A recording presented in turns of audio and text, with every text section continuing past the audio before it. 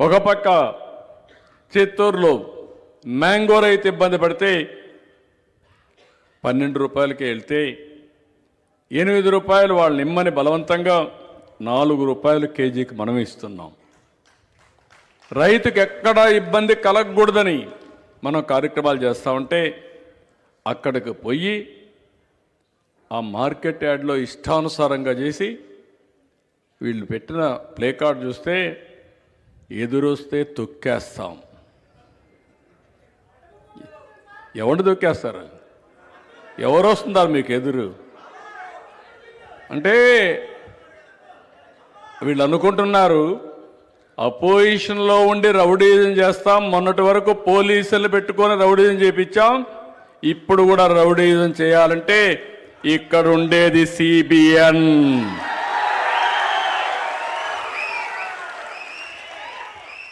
మీరెళ్ళండి, పరామర్శించండి, issue చెప్పండి. నాకు శక్తి ఉంటే ఆ సమస్య పరిష్కారం చేస్తా, ప్రజలకు సమాధానం చెప్తా, కన్విన్స్ చేసుకుంటా. కానీ ఆ పేరుతో రౌడీజం చేస్తా, రుబాబు చేస్తా, పోలీసులపైన దాడి చేస్తా, ఇష్టానుసారంగా నోరు బారేసుకుంటారంటే నోరు మూయించే సత్తా తెలుగుదేశం పార్టీకి ఉంది. నేను డెమోక్రటిక్గా పోతాను, బలహీనత కాదు. మీరు గుర్తుపెట్టుకోవాలి. తప్పు చేసిన వాడిని నేను ఎప్పుడు కూడా ఒకటి గుర్తుపెట్టుకోండి. 96, 97లో రాష్ట్రంలో ఎన్ని సమస్యలు తమ్ముళ్ళు? ఒక పక్క తీవ్రవాద సమస్య, ఒక పక్క ఫ్యాక్షన్ రాజకీయాలు రాయలసీమలో, హైదరాబాద్లో కమ్యూనల్ వైలెన్స్, గల్లీకి ఒక రౌడీ, ఊరికి ఒక రౌడీ. ఒకటే చెప్పాను, ఈ రాష్ట్రంలో అన్ని సమస్యలు పరిష్కారం చేస్తాను. నా కమిట్మెంట్ అంతా కూడా ప్రజా సంక్షేమం, ప్రజల ఆస్తులకు రక్షణ, మా ఆడబిడ్డల శీలాన్ని కాపాడే బాధ్యతను తీసుకుంటానని చెప్పాను. ఎన్నికల ముందు మీరు చూశారు, ఎక్కడ చూసినా డ్రగ్స్, ఎక్కడ చూసినా గంజాయి. నేను పూర్తిగా పరిష్కారం చేశానని చెప్పడం లేదు, కానీ ఒకటే చెప్తున్నా, గంజాయి అమ్మినా, గంజాయి తీసుకున్నా, డ్రగ్స్ వాడినా కబద్దార్ జాగ్రత్తగా ఉండండి. ఈ రాష్ట్రంలో మీకు స్థానం లేదు, ఉండదని మరొకసారి హెచ్చరిస్తున్నా. ఎవడైనా సరే మా ఆడబిడ్డల జోలుకొస్తే అదే చివరి రోజు కావాలని మనస్ఫూర్తిగా ఆకాంక్షిస్తున్నా. ఆ భయం ఉంటే తప్ప ఈ రౌడీలకు భయం ఉండదు. అలాంటి రౌడీల్ని ప్రోత్సహిస్తూ తెనాలికి పోతే గంజాయి బ్యాచ్, రౌడీ షీటర్, వీళ్లకు వత్తాసు పలుకుతో మీరు రాజకీయం చేస్తే ఈ రాష్ట్రంలో తమాషాగా ఉండదు. సీన్ చాలా సీరియస్గా ఉంటుంది. నేను అందరికీ చెప్తున్నా, ఎవరికైనా సరే ఒకటే చెప్తున్నా, మంచిగా ఉండు, నువ్వేమన్నా చెయ్యి, నేను సమాధానం చేద్దాం.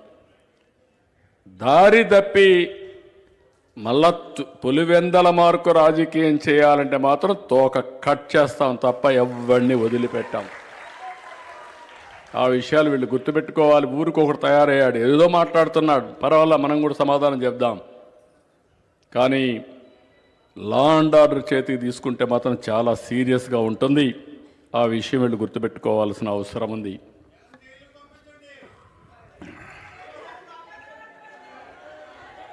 అదే మరి తమిళలో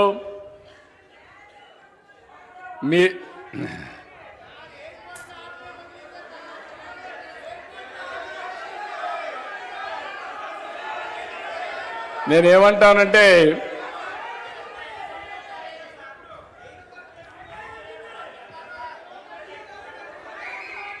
ఒక నిమిషం ఏ తమ్ముడు, నేనేమంటానంటే ఒక్క నిమిషం,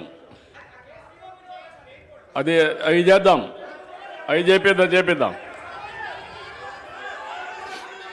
నో ఎయిర్పోర్ట్ కేసు ఉంది, నా దృష్టిలో ఉంది, అది ఎట్లా చేయాలనో యాక్ట్ చేద్దాం. ఓకేమ్మా, చేద్దాం. ఓకే, వర్కౌట్ చేద్దాం. ఓకే అమ్మా, మళ్ళా మీరు ఛార్జ్ చేయకపోతే కష్టం. నేను అది కాదు. ఓకే అమ్మ,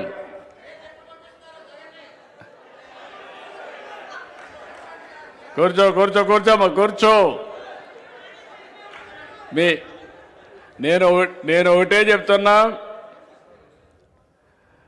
ప్రజల్లో చైతన్యం రావాలి.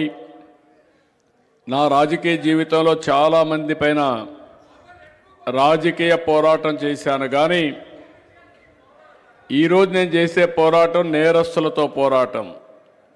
ఆ నేరస్తులకు రాజకీయ ముసుగు తీయాలి.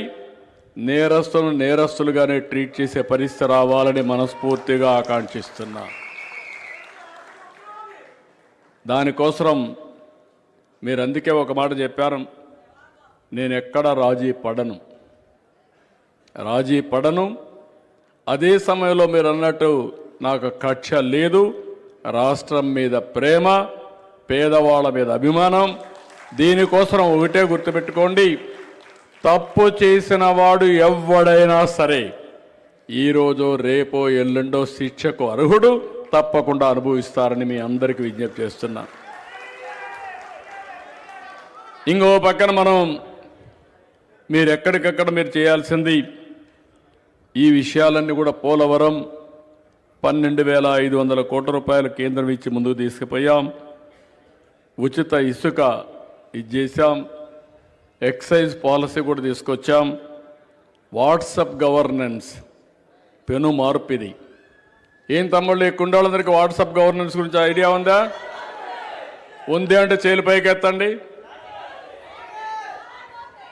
ఓకే, అగ్రి, చేలు దించండి. ఐటీ మినిస్టర్ గారి చొరవతో వాట్సాప్ గవర్నెన్స్ శ్రీకారం చుట్టాం. ఆగస్టు 15కి 100% సర్వీసులన్నీ 700 సర్వీసులు వాట్సాప్లోనే ఉంటాయి. ఏ ఆఫీసుకు పోయే పనే లేదు. లాభమేనా? మీరందరికీ చెప్పారా?